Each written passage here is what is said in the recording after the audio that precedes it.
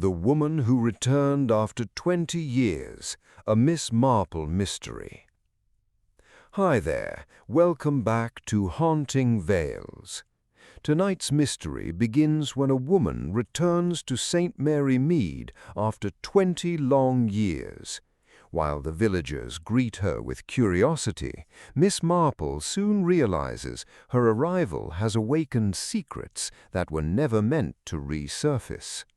Before we uncover the truth behind her remarkable return, don't forget to subscribe for more haunting Miss Marple mysteries on Haunting Vales. Chapter 1. The Woman Who Returned After 20 Years. The morning train rolled slowly into St. Mary Mead beneath a sky heavy with low grey clouds. Steam drifted across the quiet platform before disappearing into the cool autumn air. Only a handful of passengers stepped down, but one of them made the station porter forget everything else. A woman in a plain grey coat stood perfectly still beside the station sign, holding a worn leather suitcase that looked as though it had traveled a very long way. She wasn't looking around like a visitor. She was looking at the village as though she already knew every road, every hedge, and every stone. The porter frowned.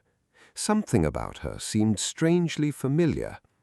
Then she turned to him and smiled. "Good morning, Mr. Collins."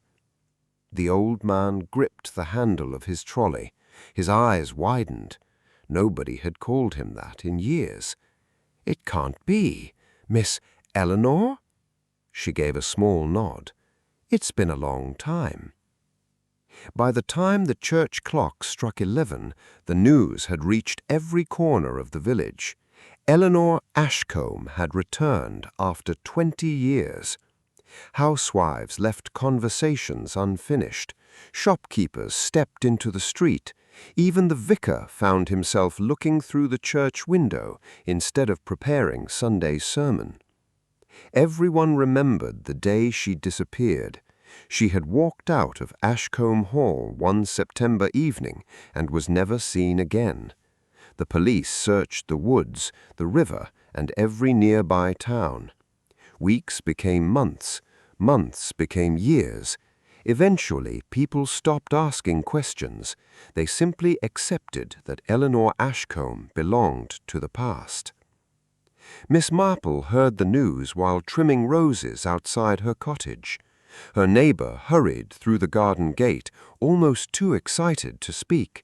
"Miss Marple, she's come back! Eleanor Ashcombe!" Miss Marple quietly placed her gardening scissors on the bench and brushed the soil from her gloves. She didn't seem surprised.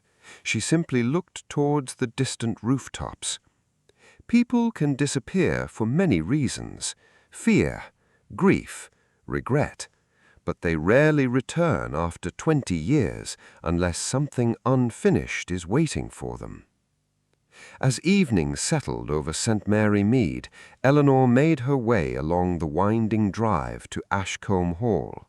The old house stood silent beneath the fading light, its windows dark and watchful.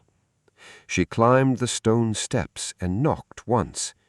The elderly butler opened the door.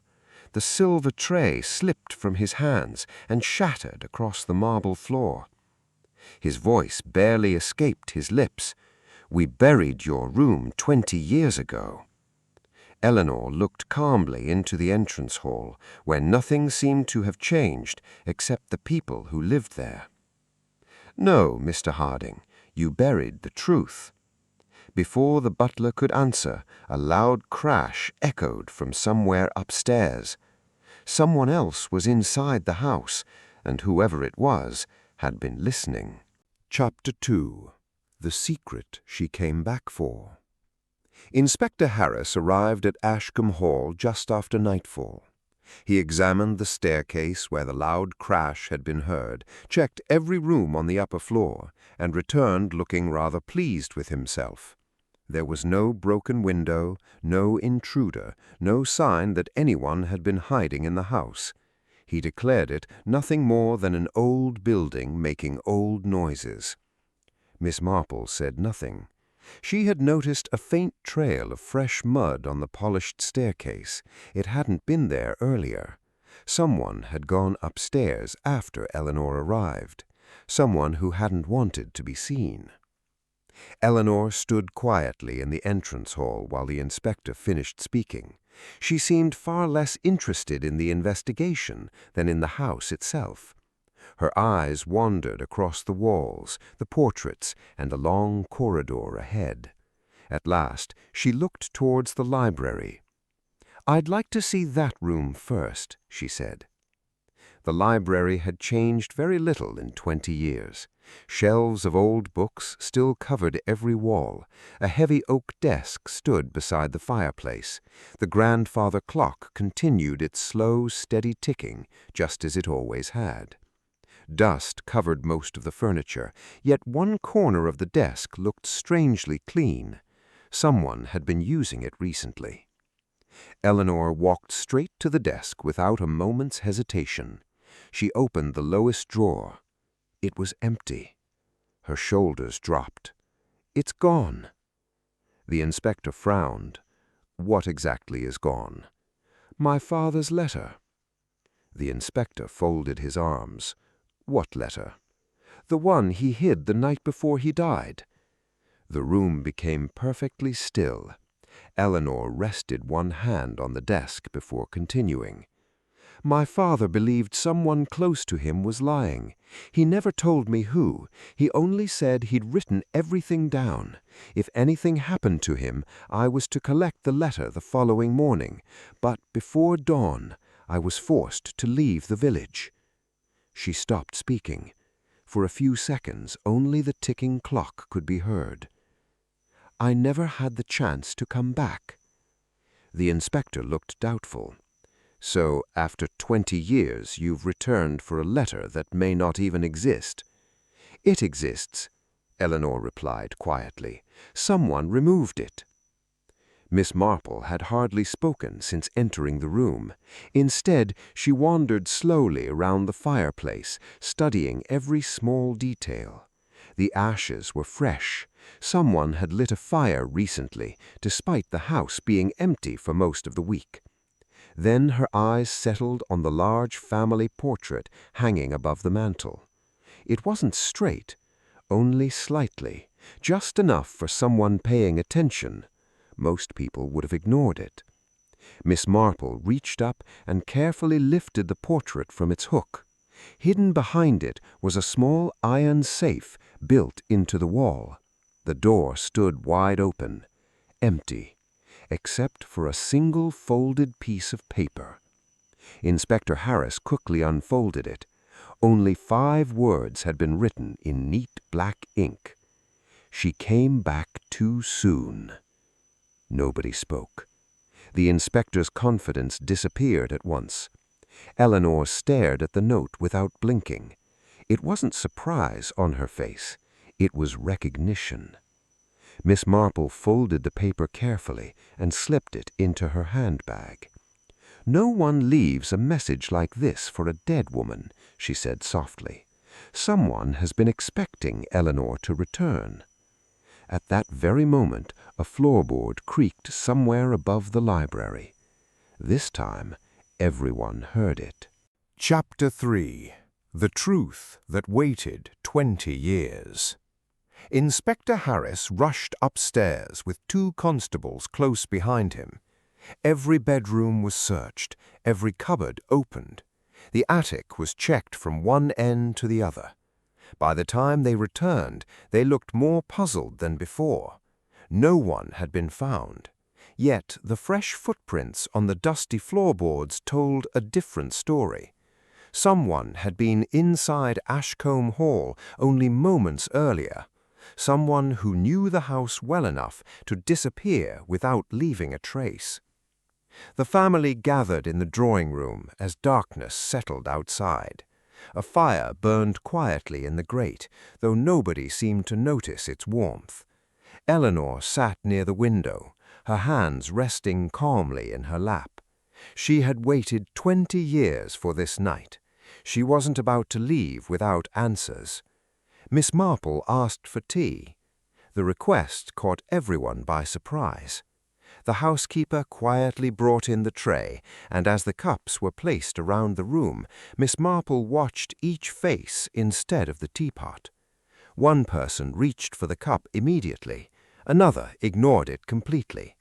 The family solicitor, Mr. Edward Langley, stirred his tea 3 times without taking a single sip. His hand shook ever so slightly. Miss Marple noticed. She usually did. "My dear Mr. Langley," she said pleasantly, "you seem rather uncomfortable." He forced a smile. "It's been an unexpected evening." "Indeed it has." Silence settled over the room. Then Miss Marple stood and walked towards the fireplace. "When Eleanor disappeared 20 years ago, everyone assumed she had abandoned her family. It was a convenient story. Villagers are rather fond of convenient stories.